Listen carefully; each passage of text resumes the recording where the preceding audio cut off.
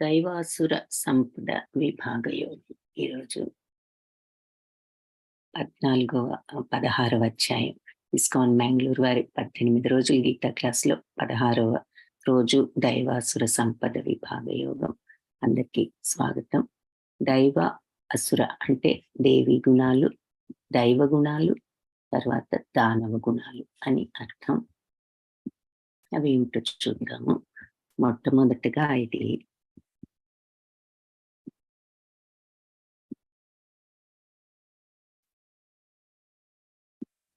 గురు ప్రణామంతో ప్రారంభిద్దాం. ఓం అజ్ఞానతిమిరాంధస్య జ్ఞానాంజనశలాకయ చక్షురున్మిళితం యేన తస్మై శ్రీ గురవే నమః.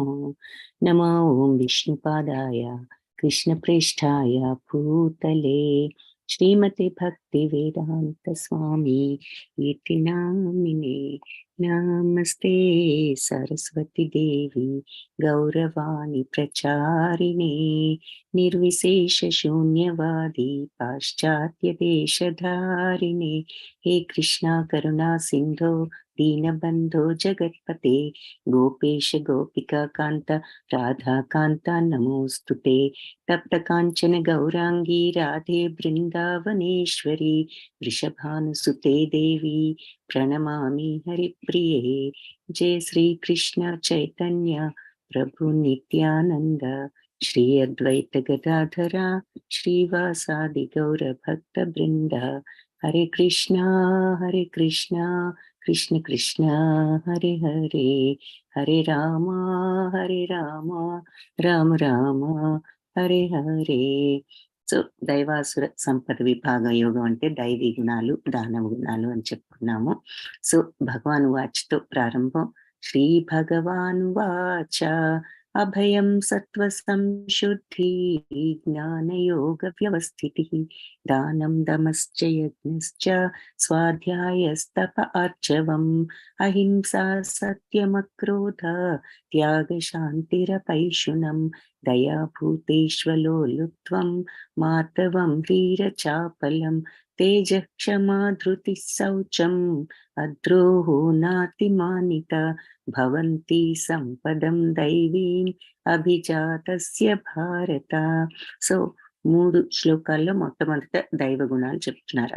భయం లేకుండా ఉండటం ఎప్పుడు జరుగుతుంది అంటే, మరి భగవంతుడి మీద కంప్లీట్ ఫెయిత్ ఉన్నప్పుడు, శరణాగత తత్వం ఉన్నప్పుడు, ఏది చేసినా ఏది జరిగినా భగవంతుడి నిర్ణయమే అని మనం మనస్ఫూర్తిగా ఒప్పుకోగలిగినప్పుడు ఆది శరణాగత తత్వం అది ఉన్నప్పుడు ఇంకా భయాందోళనలు ఉండవు.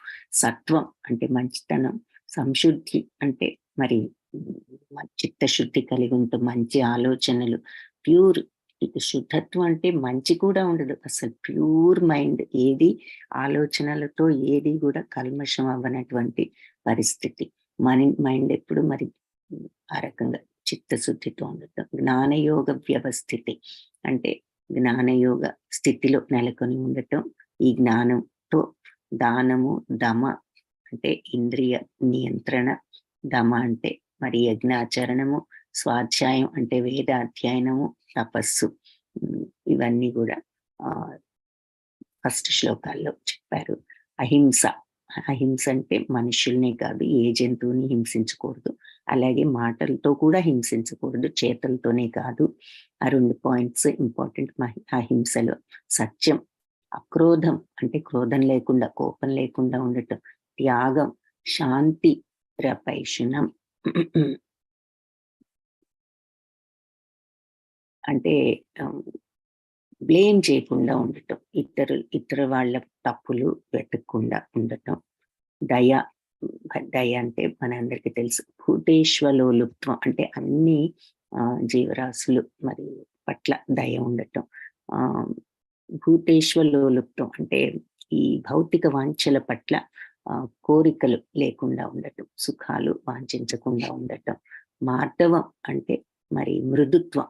ధీర చాపలం అంటే లోక విరుద్ధమైన అంటే చపలత్వం లేకుండా ఇంత మంచి అలవాట్లతో నియమాలతో ఉండటం. అంటే దాన్ని ఇంకా క్లియర్గా చెప్పాలి అంటే మరి శాస్త్రాలు వద్దు అని చెప్పిన పనులు చేయకుండా మంచి హ్యాబిట్స్ తో ఉండటం. తీరచాపలం అంటే బుద్ధి చెడుదో ఒకటి చెడు అలవాట్లతో లేకుండా మంచి మార్గంలో నియమబద్ధంగా ఉండటం. తేజస్సు క్షమ అంటే పేషెన్స్, ధృతి మరి దృఢ నిశ్చయం ఈ మార్గంలో ఉండటానికి. మరి ధైర్యం, శుచిత్వం. శుచిత్వంలో కూడా 2 పాయింట్స్. బాహ్య శుచిత్వమే కాదు, మానసిక శుచిత్వం ఇంపార్టెంట్. మైండ్ ని శుభ్రంగా ఉంచుకోవడం, క్లీన్ గా ఉంచుకోవడం. అన్నెసెసరీ చెడు ఆలోచనలు ఉండకూడదు. అన్నెసెసరీగా కూడా ఆలోచించకుండా ఉండటం. అద్రోహం అన్నారు కదా. అద్రోహం అంటే ద్రోహం చేయకుండా ఉండటం. శౌచం అద్రోహో అంటే ద్రోహం లేకుండా ఉండటం. నాతి మానిట గౌరవాంఛ లేకుండా ఉండటం అంటే అందరూ నన్ను గౌరవించాలి, పొగడాలి ఇటువంటి కోరికలు లేకుండా ఉండటం. ఇవి దైవీ సంపద కలిగిన వారి లక్షణాలు. మళ్ళీ ఒకసారి చూద్దాం. భరతవంశీయుడ నిర్భయత్వం, చిత్తశుద్ధి, ఆధ్యాత్మిక జ్ఞాన సాధన, దానము, ఇంద్రియాలను కంట్రోల్ చేసుకోవటం, సెన్స్ కంట్రోల్, యజ్ఞాచరణం. యజ్ఞం అంటే భగవంతుడి కోసం సమర్పించి ఆయన తృప్తి పడే విధంగా ఏదొచ్చినా సరే సమత్వంతో స్వీకరించి అలా ఏ పని చేసినా అది యజ్ఞం. అలాంటి యజ్ఞాచరణం. ఎందుకంటే మనబొట్టి వాళ్ళం ఈ అగ్ని ముందు మంత్రాలు చదువుతూ అందరం చేసేది కాదు, చేయగలిగింది కాదు. కానీ మనం చేయగలిగిన యజ్ఞం ఏమిటి అంటే భగవదర్పణ చేసి పని చేయడం, కరెక్ట్ అయిన మార్గంలో ఏదొచ్చినా సరే మనం సమత్వంతో, అది భగవత్ ప్రసాదం అనే భక్తి భావంతో ఉండగలుగుతాం, స్వీకరించడం ఆ భావంతో. వేద పఠనం, తపస్సు, సరళ స్వభావం, అహింస, సత్యం, కోపం లేకుండా ఉండటం, త్యాగము, శాంతి, చాడీలు చెప్పకుండా ఉండటం ఒకళ్ళ మీద, సకల జీవుల పట్ల దయ, సుఖాలు వాంఛించకుండా ఉండటం, మృదుత్వం, లోక విరుద్ధమైన శాస్త్ర విరుద్ధమైన పనులు చేయకుండా ఉండటం, దృఢ నిశ్చయం, తేజస్సు, ఓర్పు, ధైర్యం, శుచిత్వం, ద్రోహం చేయకపోవడం, గౌరవం వాంచలేకపోవడం. ఇవి దైవీ సంపద కలిగిన వారి లక్షణాలు. ఇంకా ఇప్పుడు దానవ లక్షణాలు చూద్దాం. దంభోదర్పోభిమానశ్చ, క్రోధ పారుష్యమేవ చ, అజ్ఞానం చాభిజాతస్య, పార్థ సంపదమాసురీం.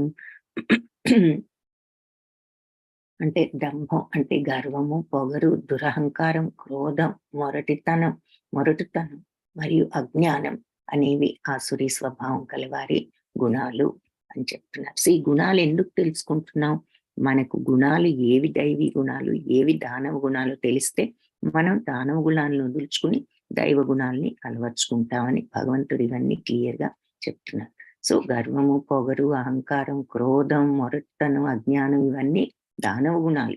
కోపం కూడా దానవ గుణమే అని చూస్తున్నాం. సో మళ్ళీ ఆసురీ గుణాలు అజ్ఞానం అంటే ఇగ్నరెన్స్, పొగరు, యారగెన్స్, దురహంకారం, కన్సీట్, క్రోధం, యాంగర్, పరుషత్వం అంటే కటుత్వం, హార్ష్నెస్, గర్వం అంటే ప్రైడ్.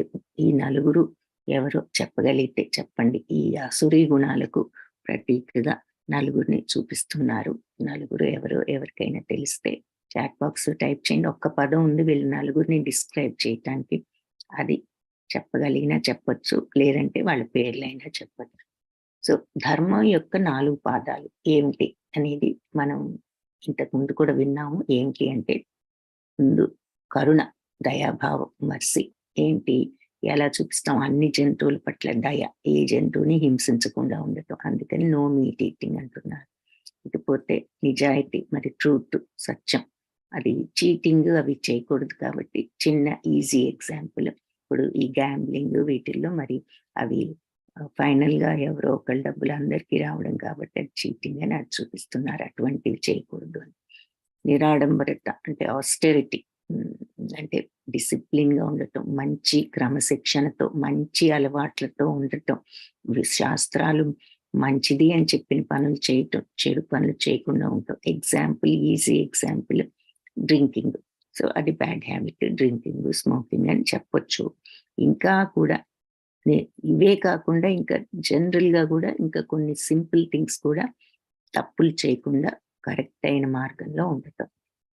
తర్వాత ఇల్లిసిట్ రిలేషన్షిప్, చెడు సంబంధాలు అక్రమ సంబంధాలు పెట్టుకోకుండా ఉండటం, శుభ్రత అంటున్నారు. అంటే క్లెన్లీనెస్ అంటే బాహ్య శుభ్రతే కాదు, అంతర్శుభ్రత ఉండాలి. సో ఇటువంటి సంబంధాలు పెట్టుకోకుండా ఉండటం కూడా దానికి ఒక ఎగ్జాంపుల్గా చూపిస్తున్నాను. సో అదే కాకుండా అంతర్శుభ్రత అంటే చెడు ఆలోచనలు దేని మీద, ఎవరి మీద, ఏ విషయంలోనూ ఉండకూడదు. ఇదే కాదు, ఇవన్నీ పెద్ద తప్పులు. కానీ చిన్న చిన్నవి ఎన్నో చేస్తూ ఉంటాం. అశుభ్రత అంటే మానసిక శుభ్రత, ఎదుటివారి చెడును కోరుకోవడం కానీ, ఎదుటివారిని అన్నెసరిగా తప్పుగా ఊహించడం కూడా మంచిది కాదని చెప్పుకోవచ్చు. సో ఏదేమైనా ఈ 4 ధర్మ యొక్క స్తంభాలు. సో కనీసం ఈ 4 మెయిన్ థింగ్స్ అన్నా ఫాలో అవ్వమని మనకి ఎగ్జాంపుల్స్ చెప్తున్నారు. No meat eating, no gambling, intoxication, no illicit relationship. ఇంతవరకు చేయకపోతే మనం ధర్మ మార్గంలోనే ఉన్నామని అనుకోవడానికి లేదు. ఎందుకంటే మళ్ళీ ఇలాగే శుచిత్వం, శుభ్రత అంటే మైండ్లో బ్యాడ్ థాట్స్ ఉన్నప్పుడు మనం అది కరెక్ట్ కాదు. ఫిజికల్గా చెడు పనులు చేయకపోయినా ఎదుటి వాళ్ళు చెడుని కోరుకున్న బ్యాడ్ థాట్స్ ఉంటే మైండ్లో, అది కూడా కరెక్ట్ కాదు. సో ఈ రోజుల్లో ఎలా ఉంటున్నారు మరి, ప్రతి ఒక్కళ్ళు కోపాలు, అహంకారాలు, ఎదుటి వారిని బ్లేమ్ చేయటం ఇలా ఉంటూ పోట్లాడుకుంటూ ఉంటున్నారు. కానీ భగవంతుణ్ణి కేంద్రంగా పెట్టుకున్న ఫ్యామిలీ మరి కలిసి ప్రార్థించే ఫ్యామిలీ కలిసి ఉంటుంది అని చెప్తున్నారు. ఒక ఎగ్జాంపుల్, దైవీ సంపద విమోక్షాయ నిబంధాయ సురీమత మాశుచ సంపదం దైవీం అభిజాతోసి పాండవ. సో దైవ సంపదలు మోక్షం దిశగా తీసుకువెళ్తాయి. నిబంధాయ సురీమత, ఆసురీ గుణాలు, దానవ గుణాలు బంధాలలో చిక్కుకుపోయేటట్లు చేస్తాయి. మాశుచ సంపదీం దైవీం, నువ్వు దైవ సంపదతో అభిజాతోసి పుట్టావు కాబట్టి పాండవ అర్జున, మాశుచ నువ్వు బాధపడకు. సో దైవ గుణాలేమో మోక్షం దిశగా తీసుకువెళ్తాయి, కానీ ఆసురీ గుణాలు బంధాలలో చిక్కుకుపోయి ఉండటానికి కారణం అవుతాయి. నువ్వు దైవ గుణాలతోనే జన్మించావు కాబట్టి బాధపడకు అని చెప్తున్నారు. సో ఇక్కడ దైవ గుణాలు, నాటో జిజ్ఞాసురథాటి అని 4 రకాలు వాళ్ళు ప్రార్థిస్తారు. 4 రకాల మూఢులు, కృతజ్ఞ జ్ఞానం ఉండి కూడా మర్చిపోయిన వాళ్ళు మూఢులు అని చెప్పారు కదా. అలాంటి వాళ్ళు నన్ను ఎప్పుడు పూజించరని వాళ్ళ దానవ గుణాలకు ప్రతీకగా చూపిస్తున్నారు. ద్వౌభూత సర్గౌ లోకేస్మిన్ దైవాసుర ఏవ చ దైవో విస్తరశ ప్రోక్త ఆసురం పాఠ మే శృణు. సో అర్జున, ఈ లోకంలో ప్రాణుల సృష్టి దైవ స్వభావం, అసురీ స్వభావం అని 2 రకాలు ఉంటుంది అని స్వభావాల గురించి వివరించిన తర్వాత చెప్తున్నారు. మనుషులందరికీ ఈ 2 స్వభావాలు ఉంటాయి. ఇది గాని అది గాని. దైవ సంపద ఇంతకు ముందే చెప్పాను, ఆసురీ సంపద గురించి ఇంకా చెప్తాను విను అని అంటున్నారు. కొంతవరకు చెప్పారు, ఇప్పుడు మళ్ళీ ఇంకా క్లియర్ గా దానవ గుణాలు చెప్తున్నారు. ప్రవృత్తించ నివృత్తించ జనాన విదురాసురా న శౌచం నాపి చాచారో న సత్యం తేషు విద్యతే. అసురి స్వభావం ఉన్న వాళ్లకు చేయదగిందేదో చేయకూడదేదో తెలీదు.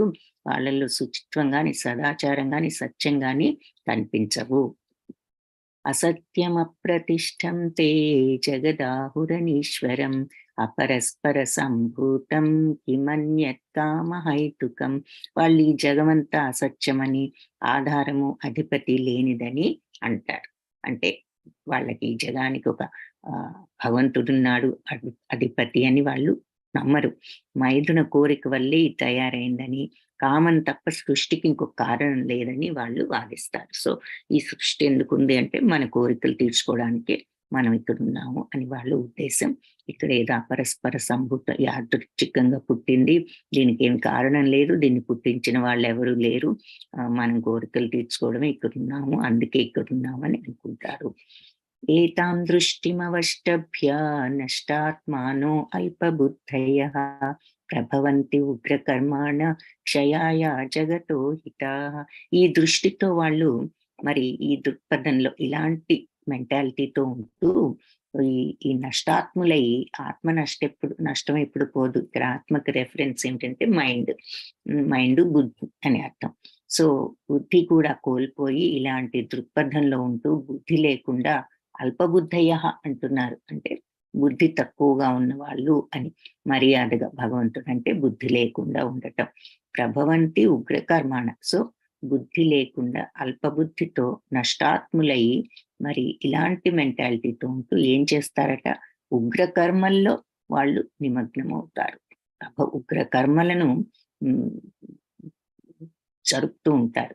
ఎలాంటివి? క్షయాయ, అందరికీ కీడు కలిగించేవి, దారుణమైనవి, జగతో అహిత, జగతుకు మంచివి కాని పనులు, హితం కాని పనులు, అహితమైన పనులు చేస్తూ ఉంటారు. సో ఇలాంటి దృక్పథంలో గట్టిగా ఉండి ఈ తప్పుదోవ పట్టిన జీవాత్మలు అల్పబుద్ధితో మరియు క్రూర కార్యాలతో ప్రపంచానికి శత్రువులుగా మారి కీడు కలిగించేవి, దారుణమైనవి అయిన పనుల్లో పాల్గొంటూ ఉంటారు. సో ఈ అసురీ స్వభావాల నమ్మకాలు ఎలా ఉంటాయో మళ్ళీ చూద్దాం. శాస్త్రాలను అనుసరించరు, వారికి చేయదగిందేదో తెలియదు, చేయకూడదేంటో తెలియదు, ఏది మంచో ఏది చెడో, ఏది చేయాలో ఏది చేయకూడదు తెలియదు, నేనే సమర్థుడిని, నేనే శక్తివంతుడిని అనే అహంకారం, అసభ్య ప్రవర్తన, అసత్యవంతులు, అపరిశుభ్రత, అంటే బాహ్య శుభ్రత లేకుండా ఉండటం అని కాదు, మానసిక శుభ్రత లేదు, వారి నియమాలను ఇష్టపడరు, పాటించరు, నేనే సర్వనియంత్రకుడును, నేనే భోక్తను, అంటే అన్నీ నా కోసమే చేసుకుంటున్నాను, నేనే కంట్రోల్ చేస్తున్నాను, నా చేతుల్లోనే ఉన్నది అన్నీను, నేనే వీటన్నిటికీ ఎంజాయ్ చేయటానికి నేనే భోక్తను అనుకుంటున్నాడు, అనుభవించేవాడి నేను అనుకుంటున్నాడు. కానీ మనం యజ్ఞం చేసినప్పుడు సమర్పించాము అంటే భగవంతుడికి ఏమిటి, ఈ పని వల్ల ఏదొచ్చినా నువ్వే తీసుకో భగవాన్ అనే భావంతో మనం ఇస్తున్నాం. అంటే ఏంటి, అన్ని యజ్ఞాలకు చరమ భోక్తారాం యజ్ఞ తపసాం సర్వలోక మహేశ్వరం అని చూస్తాం. సో అన్ని యజ్ఞ తపస్సులకు భగవంతుడే భోక్త అనే భావం అండి. ఇక్కడ కరెక్ట్ గా ఆపోజిట్ భావం, అన్ని నా కోసమే చేసుకుంటున్నాను, నేనే ఎంజాయ్ చేస్తాను అనే భావం, నేనే అన్ని కంట్రోల్ చేసేది, నేనే అన్ని ఎంజాయ్ చేసేది. స్వీయ కేంద్రీకృతం, సెల్ఫ్ సెంటర్డ్నెస్, సెల్ఫిష్నెస్ కి దీనికి కూడా కొంత డిఫరెన్స్ ఉంది. బట్ ఓవరాల్ అన్ని వాళ్ళ గురించి ఆలోచించి వాళ్ళ కోసమే చేసుకోవడం, స్వార్థం అని. ఈ అసురీ స్వభావుల నమ్మకాలు చూసాం. వైఖరి, వాళ్ళ ప్రవర్తన ఎలా ఉంటుందట, ఇంద్రియ సంతృప్తే మానవ నాగరికత ప్రధాన అవసరం అనుకుంటూ ఉంటారు. లెక్కలేనన్న ఆందోళనలు, వేలాది కోరికల వలయం, కామ క్రోధాలలో నిమగ్నమై ఉంటారు. ఇంద్రియ సంతృప్తి కోసం చట్టవిరుద్ధ మార్గాల ద్వారా కూడా డబ్బును భద్రపరుచుకుంటారు. సో ఆందోళనలు అన్నదానికి చూపిస్తున్నారు. కోపం, విపరీతమైన కోపం, మరి ఎంతో సాధించేయాలి, ఎన్నో అందరిలో విపరీతమైన పేరు తెచ్చుకోవాలి అన్నట్లు పని చేయాలనే దానికంటే పేరు తెచ్చుకోవాలనే తాపత్రయంతో ఇలా ఏదైనా వెంటనే అవ్వకపోతే కోపాలు తాపాలు వస్తూ ఉంటాయి, అలాంటి స్వార్థపు ఆలోచనలు ఉన్నప్పుడు. ఆత్మసంభావితా స్తబ్ధా ధనమానమదాన్వితాః యజంతే నామయజ్ఞస్తే దంభేన విధిపూర్వకం. సో వాళ్ళు తమను తానే పొగుడుకుంటూ అందులో నిమగ్నమై ఈ ధనమదంతో గర్వంతో వాళ్ళు యజంతే అంటే నామమాత్రంగా యజ్ఞాలు చేస్తారు. దంభేన, గర్వంతో, విధిపూర్వకం అంటే గర్వంతో నామమాత్రం యజ్ఞాలు చేస్తారు ఈ ధనమద గర్వంతో. ఆత్మ సంభావిత స్తబ్ద, వాళ్ళలో వాళ్ళని తమను తామే పొగుడుకుంటూ వినయ విధేయతలు లేకుండా ధనమద గర్వంతో వాళ్ళు శాస్త్ర విరుద్ధంగా పేరుకు మాత్రం యజ్ఞాలు చేస్తారు. సో ఇక్కడ మరి మనకు దానవ లక్షణాలు చూపిస్తూ ఈ రోజుల్లో ఇలా కోరికలు, అందరూ పొగడాలని, ముందు చేయాలి, నేనే ఫస్ట్ ఫినిష్ చేసి పొగట్టలు తెచ్చుకోవాలని ఇలాంటి థాట్స్ ఉన్నప్పుడు అది అవ్వలేదనుకోండి, ఇంకా టైం బట్టేటువంటి విసుగు, కోపం వచ్చేస్తూ ఉంటుంది. ఎందుకు, మనకు ఆ కోరిక లోపల ఉన్నది కాబట్టి. సో అందుకని చూపిస్తున్నారు. మరి ఆ రోజుల్లో, ఇదివరకు రోజుల్లో ఈ దానవ గుణాలకి ఎగ్జాంపుల్ గా మరి ఇక్కడ ప్రహ్లాద మహారాజ్ తండ్రి హిరణ్య కశ్యపుణ్ణి, కంసుణ్ణి, రావణుణ్ణి, వీళ్ళందరినీ కొన్ని ఎగ్జాంపుల్స్ గా దానవ గుణాలు చూపిస్తున్నారు. బట్ ఈ రోజుల్లో కూడా ఆ మెంటాలిటీస్ ఉన్నాయి. సరే, వాళ్ళు ఎలా చేస్తారు అంటే వాళ్ళని వాళ్ళే పొగుడుకుంటూ ఏ పని చేసినా వినయ విధేయతలు లేకుండా ధనమద గర్వంతో శాస్త్ర విరుద్ధంగా పేరుకు మాత్రం యజ్ఞాలు చేస్తారు. సో అగ్ని ముందు కూర్చుని చేసే యజ్ఞాలే కాదు, ఏ పని చేసినా వాళ్ళు ఇలాగే చేస్తారు గర్వంతో. అహంకారం బలం దర్పం కామం క్రోధం చ సంశ్రితాః మామాత్మా పరదేహేషు ప్రద్విషంతోభ్యసూయక. సో అహంకారంతో, బలంతో, గర్వంతో, కామం, క్రోధం వీటన్నిటితో కలిసి వాళ్ళు, సో ఇవన్నీ ఉంటాయన్నమాట వాళ్ళకి. అహంకారము, బలం, గర్వము, కామము, విపరీతమైన కోరికలు, క్రోధము వీటన్నిటితో కలిపి మామాత్మ పరదేహేషు, వాళ్ళ ఆత్మల్లోనూ వేరే దేహాల్లోనూ అన్ని చోట్ల ఉన్న నన్ను మరి తమ శరీరంలోనూ ఇతరుల శరీరాల్లో ఉన్న నన్ను ప్రద్విషంతోభ్యసూయక ద్వేషిస్తారు, అసూయ పడతారు, ద్వేషిస్తారు. సో అహంకారం, బలం, గర్వం, కామం, క్రోధంతో కళ్ళు మూసుకుపోయి భగవంతుడి పట్ల కూడా అసూయ ఉన్నవాళ్ళు, ఈ ఆసురీ ప్రవృత్తి ఉన్నవాళ్ళు తమ దేహంలోనూ ఇతరుల శరీరాల్లోనూ ఉంటున్న నన్ను ద్వేషిస్తారు అని చెప్తున్నారు. సో ఇక్కడ ఉదాహరణగా శిశుపాల వధ. మరి శిశుపాలుడు అలాంటి కోవలోకే వస్తాడు. ఎందుకంటే విపరీతమైన ద్వేషము, గర్వము, అహంకారము, బలము, కోపము అన్నీ ఉన్నాయి కదా శిశుపాలుడికి. సో మంచి ఎగ్జాంపుల్ అన్నమాట ఇక్కడ. ఏమిటి మరి రాజసూయ యాగం అప్పుడు శ్రీకృష్ణుడికి అగ్రతాంబూలం ఇవ్వాలి. ఎవరైనా అందరిలోకి పెద్దవాళ్ళు, గొప్పవాళ్ళకి, మహనీయులకి అగ్రతాంబూలం ఇవ్వాలని చెప్తారు ఆ యాగం అయిన తర్వాత. సో ధర్మరాజు శ్రీకృష్ణుణ్ణి ఆయనకి ఇవ్వాలని నిశ్చయించుకుని ఆయనకు ఆ స్థానం ఇస్తూ ఉండగా అగ్రతాంబూలం శిశుపాలుడు కోపంతో, ఇంతమంది ఉంటే గొప్ప గొప్ప రాజులు, మరి గొప్ప గొప్ప పెద్దవాళ్ళు ఇంతమంది ఉన్నప్పుడు గురువులు, నువ్వు ఈ యాదవుణ్ణి ఎంచుకుంటావా ఈ గౌరవానికి అని చెప్పి ఎన్నో రకాలుగా శ్రీకృష్ణుని తూలనాడటం ప్రారంభిస్తే ఆయన తల్లికి ఇచ్చిన మాట ప్రకారం ఒక 100 తప్పుల వరకు క్షమించి ఆ తర్వాత శిశుపాల వధ సుదర్శన చక్రంతో చేయడం జరిగింది. అది ఇక్కడ చూపిస్తున్నారు. సో శిశుపాలుని దానవ గుణాలకు ఒక ఎగ్జాంపుల్ గా మనం ఇక్కడ చూస్తున్నాం. ఆసురీం యోనిమాపన్నా మూఢా జన్మని జన్మని మామ ప్రాప్యైవ కౌంతేయ తతో యాంత్యధమాం గతిం.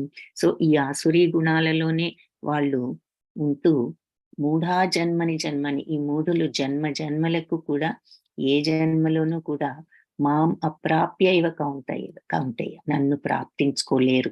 ఈ ఆసురీ గుణాలతోనే వాళ్ళు మాటి మాటికి పుడుతూ తతోయాంతి అధమాం గతి, తర్వాత ఇలాగే క్రమంగా అధమగతి పాలు అవుతారు, అధోగతి పాలు అవుతారు. సో ఈ ఆసురీ జీవజాతుల్లోనే మాటి మాటికి జన్మ పొందే ఇలాంటి మూర్ఖులు మరి ఏ జన్మలోనూ కూడా నన్ను పొందలేరు.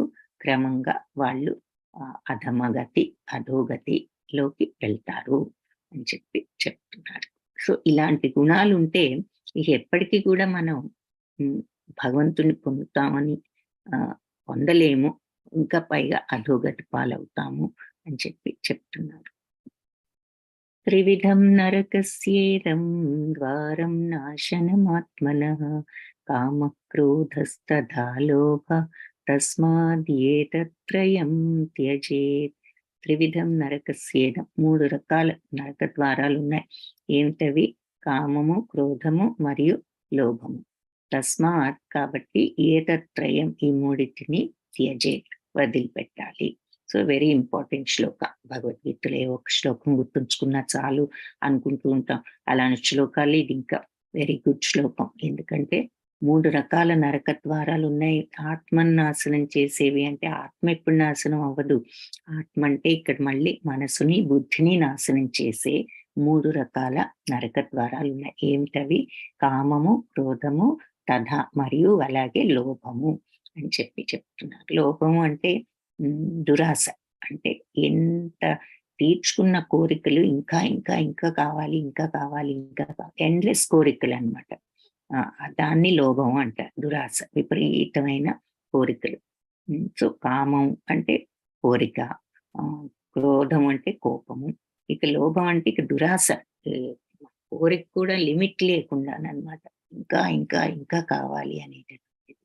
సో ఈ 3 నరకానికి ద్వారాలు కాబట్టి తస్మాత్ కాబట్టి ఏతత్రయం ఈ మూడింటిని త్యజేత్ వదిలిపెట్టాలి.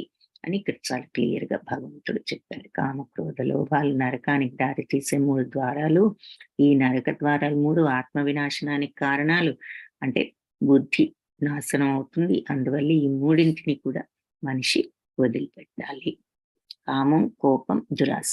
కామం ఎగ్జాంపుల్ సరే ద్రౌపదీదేవి పట్ల వీళ్ళు చూపించిన ప్రవర్తనని ఉదాహరణగా చూపిస్తున్నారు. కోపం అంటే మరి దుర్యోధనుడు పాండవుల మీద విపరీతమైన కోపం, మరి కారణం లేకుండా. సో అది చూపిస్తున్నారు. గ్రీడ్ అంటే దురాశ, లోభం. ఏమిటి, మొత్తం మొత్తం రాజ్యం అంతా నాకే కావాలి, వీళ్ళకి ఏది ఇంత కూడా ఒక్క యాంగుళం కూడా ఇవ్వనంటాడు. వీళ్ళు 5 ఊళ్ళు ఇస్తే చాలు, కొని మాకేం వద్దు, ఒక్కొక్కరికి ఒక్కొక్క ఊరు ఇవ్వు, ఏదో రాజులు అన్న పేరు ఉంది కాబట్టి అది పాలించుకుంటూ ఉంటాము, ఒక చిన్న ఊరు ఇవ్వు, 5 ఊళ్ళు మా 5గురికి అని అడిగినా కూడా ఏమి ఒక్క అంగుళం కూడా ఇచ్చే ప్రసక్తి లేదు అంటాడు. సో అది దురాశకు తార్కాణంగా చూపిస్తున్నారు. సో దానవ గుణాలు అన్నమాట. కామం, కోపం, దురాశ అన్ని ఉన్నాయి అక్కడ కౌరవులకు. సో ఇక్కడ ఎగ్జాంపుల్ వీళ్ళు చూపించాం నలుగురు, ఎవరో చెప్పమని అడిగాను, ఏమి ఆన్సర్స్ రాలేదు. సో వీళ్ళెవరో ఎవరు చెప్పలేకపోతున్నారా మరి దానవ గుణాలు ఎవరు? ఇక్కడ ఎగ్జాంపుల్ చూసాం. ఈ నలుగురు ఎవరు అంటే దుష్ట చతుష్టయం అంటారు. ఎవరు వాళ్ళు? మరి దుర్యోధనుడు, కర్ణుడు, దుశ్శాసనుడు, ఆ తర్వాత శకుని. సో వీళ్ళని ఆసురీ గుణాలకి ఎగ్జాంపుల్ గా ఇక్కడ చూపిస్తున్నారు. సో నెక్స్ట్, ఏతైర్విముక్త కౌంతేయ తమోద్వారైత్రిభిర్నరః ఆచరత్యాత్మన శ్రేయ తతో యాతి పరాం గతిం. సో ఈ 3 గుణాలు మరి వదిలిపెట్టాలి. ఇవి నరక ద్వారాలు, కామం, క్రోధము, లోభం అని చెప్పారు కదా. కాబట్టి ఏతైర్విముక్త కౌంతేయ, ఈ మూడింటి నుంచి బయటపడ్డ వాళ్ళు కౌంతేయ. తమోద్వారైత్రిభిర్నరః, ఈ అజ్ఞానం అనే తమో గుణానికి ద్వారాలు అయిన ఈ మూడింటిని ఎవరైతే వదిలిపెడతారో ఆచరత్యాత్మన శ్రేయ, ఆ మూడింటిని వదిలి శ్రేయస్కరమైన పనులను చేస్తూ కార్యాలను ఆచరిస్తూ తతో యాతి, క్రమంగా వాళ్ళు పరమగతిని పొందుతారు. సో తమో గుణానికి తార్కాణమైన ఈ 3 దుర్గుణాలను వదిలివేసిన వాళ్ళు ఆత్మానుభూతికి అనుకూలమైన కార్యాలను ఆచరిస్తూ చేస్తూ ఆ రకంగా తతో యాతి, ఆ రకంగా వాళ్ళ తర్వాత పరమగతిని పొందుతారు. అంటే పరమపదాన్ని, మోక్షాన్ని, భగవంతుణ్ణి పొందుతారు. సో ఈ గుణాలను వదిలేయాలి. కామక్రోధం, లోభం అన్నారు కదా. ఇక్కడ మనకి మెట్లు చూపిస్తున్నారు. ఎన్వి అంటే ఈర్ష్య, లస్ట్, కామం, ఇగ్నరెన్స్ అజ్ఞానం, యాంగర్ కోపం, ఫాల్స్ ప్రెస్టీజ్ అహంకారం, గ్రీడ్ లోభం, ప్రైడ్ మరి గర్వం, అటాచ్మెంట్ రాగద్వేషాలు, నాది నాది నాది అనేటటువంటి ఆ అటాచ్మెంట్, ఇవన్నీ వదులుకోవాలి. మెల్లగా ఈ మెట్లన్నీ ఎక్కుతూ ఒక్కొక్క దాన్ని దాటుకుంటే మనం చివరికి యాక్సెప్టెన్స్ ఆఫ్ స్పిరిచువల్ మాస్టర్, ఒక గురువు గారిని, సరి అయిన గురువుని చూసుకుని, ఆ తర్వాత వేదాధ్యయనం చేసి స్టడీ ఆఫ్ ద వేద, ఆ తర్వాత ఆస్టెరిటీ అంటే నియమబద్ధమైన జీవితంతో మనం సెన్స్ కంట్రోల్, ఇంద్రియాలను కంట్రోల్ చేసుకోగలుగుతూ అప్పుడు ఆధ్యాత్మిక జ్ఞానాన్ని పొందవచ్చు అని చెప్తున్నారు. సో ముందు ఈ దుర్గుణాలన్నిటిని వదులుకోవాలి. యశాస్త్ర విధిముత్సృజ్య వర్తతే కామకారతః న సిద్ధిం అవాప్నోతి న సుఖం న పరాం గతిం. శాస్త్ర విధులనన్నిటినీ కూడా ఉత్సృజ్య వదిలిపెట్టేసి, ఉల్లంఘించి, వర్తతే కామకారతః పనులన్నీ వాళ్ళు ఇష్టం వచ్చినట్లుగా చేసేవాళ్ళు, అంటే శాస్త్రాలు చెప్పిన ప్రకారం కాకుండా వాళ్ళు ఇష్టం వచ్చినట్లుగా చేయటం. అంటే ఇది శాస్త్రం ఈ విధంగా చేయాలి అని చెప్పినప్పుడు అలా కాకుండా వాళ్ళు తప్పు మార్గంలో వెళ్ళినప్పుడు నససిద్ధిం అవాప్నోతి, వాళ్ళకి సిద్ధత్వాన్ని పొందలేరు. అవాప్నోతి అంటే పొందలేరు. నా అవాప్నం అంటే పొందటం, నా అవాప్నోతి అంటే పొందలేరు. ఏం పొందలేరు? సిద్ధత్వాన్ని పొందలేరు. నా సుఖాన్ని కూడా పొందలేరు. నా పరాంగతి, పరమగతిని కూడా పొందలేరు, మోక్షాన్ని.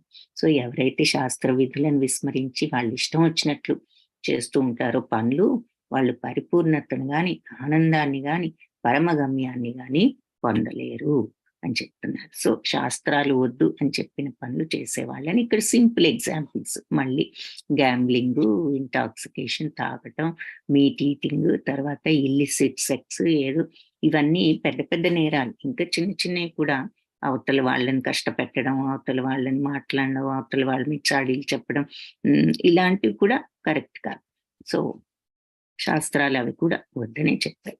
సో ఈ శాస్త్ర విధులను ఉల్లంఘించి మన ఇష్టం వచ్చినట్లు పనులు చేసినప్పుడు శాస్త్రాలు వద్దు అని చెప్పిన పనులు పరిపూర్ణత గాని, ఆనందాన్ని గాని, పరమగమ్యాన్ని కానీ పొందలేము. సో ఇంపార్టెంట్ పాయింట్స్ గా ఇంపార్టెంట్ ఎగ్జాంపుల్స్ ఇక్కడ కొన్ని చూపించారు. తస్మాత్ శాస్త్రం ప్రమాణం తే కార్యకార్య వ్యవస్థితౌ జ్ఞాత్వా శాస్త్ర విధానోక్తం కర్మ కర్తుం విహార్సి. కాబట్టి శాస్త్రాన్ని ఒక శాస్త్రం ఏదైతే ప్రమాణం స్టాండర్డ్ అని చెప్పిందో అలాంటి కార్యాల్లో నువ్వు స్థితుడవు. ఏది కార్యం, ఏ కార్యం చేయాలో, ఏది అకార్యమో, చేయకూడని పను శాస్త్రం చెప్పింది, మనకి స్టాండర్డ్స్ పెట్టింది, ఏది చేసేది ఏది చేయకూడదు అని. కాబట్టి ఏది చేయాలో ఏది చేయకూడదో మనం నిర్ణయించుకోవడానికి శాస్త్రమే మనకు ప్రమాణం, అంటే స్టాండర్డ్. కాబట్టి జ్ఞాత్వా శాస్త్ర విధానోక్తం, శాస్త్ర విధానాన్ని జ్ఞాత్వా తెలుసుకుని కర్మకర్తం నువ్వు పని చెయ్యి ఇహార్హసి ఈ లోకంలో అని చెప్తున్నారు. కాబట్టి చేయవలసిన కార్యం ఏదో, చేయకూడని కార్యం ఏదో మనం నిర్ణయించుకోవడానికి శాస్త్రమే ప్రమాణం, శాస్త్రమే స్టాండర్డ్.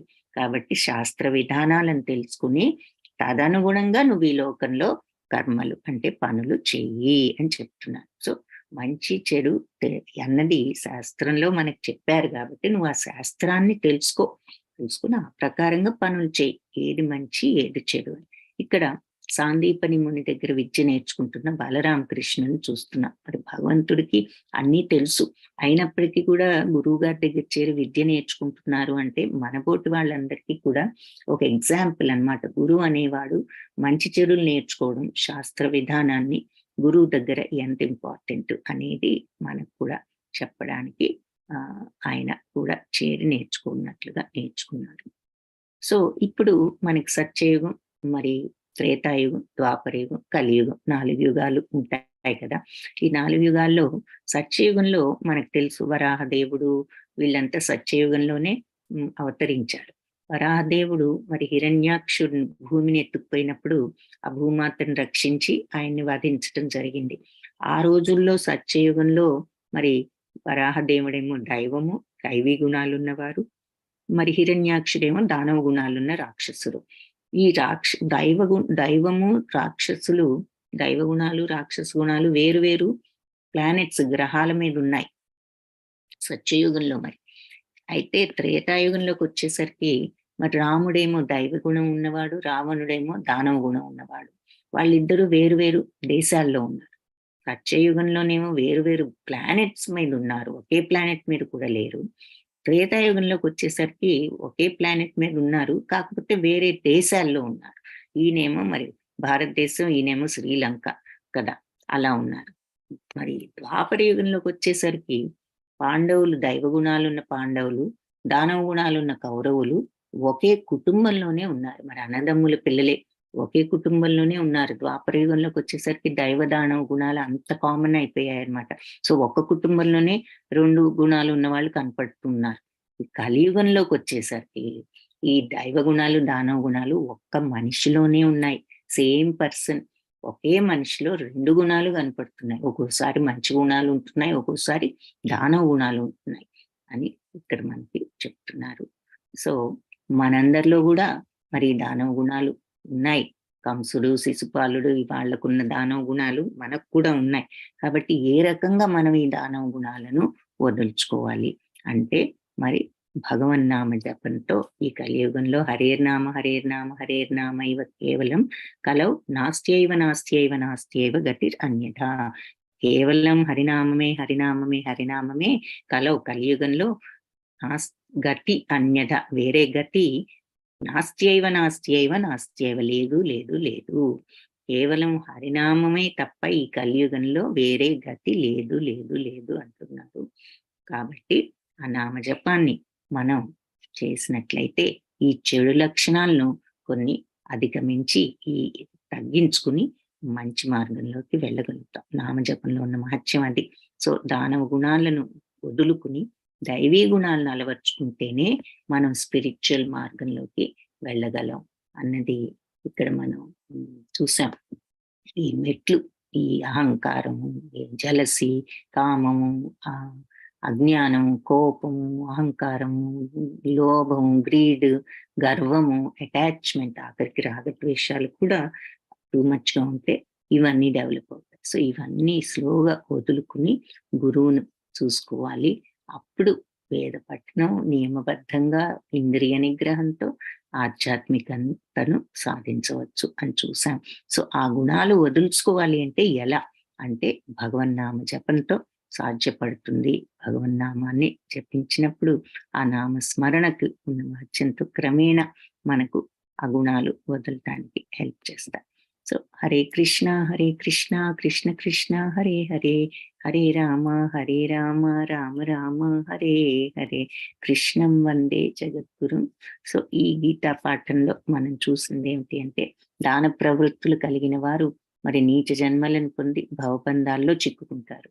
కాబట్టి మనం దైవ గుణాలను పెంపొందించుకుని శాస్త్రాలు చెప్పిన ప్రకారం శాస్త్రానుసారం జీవితాన్ని గడుపుతూ ఆధ్యాత్మిక పరిపూర్ణతను పొందాలి అని చెప్తున్నారు. కాబట్టి నీచ ప్రవృత్తుల్ని వదిలి దైవ గుణాలు పెంపొందించుకొని శాస్త్రాలు చెప్పినట్లు జీవిస్తూ మనం పరిపూర్ణతను పొందాలి. కాబట్టి ఆ గుణాలను పెంపొందించుకోవాలి అంటే ఎక్కువగా మనస్సును భగవన్నామంలో లగ్నం చేస్తే మనకు ఆ చెడు గుణాలు, కోపాలు, తాపాలు, గర్వాలు తగ్గే అవకాశం ఉన్నది. అదే ఈ కలియుగంలో ఈజియెస్ట్ మార్గం అని చెప్తారు. వాంఛాకల్పతరుభ్యశ్చ కృపా సింధుభ్య ఏవ చ పతితానాం పావనేభ్యో వైష్ణవేభ్యో నమో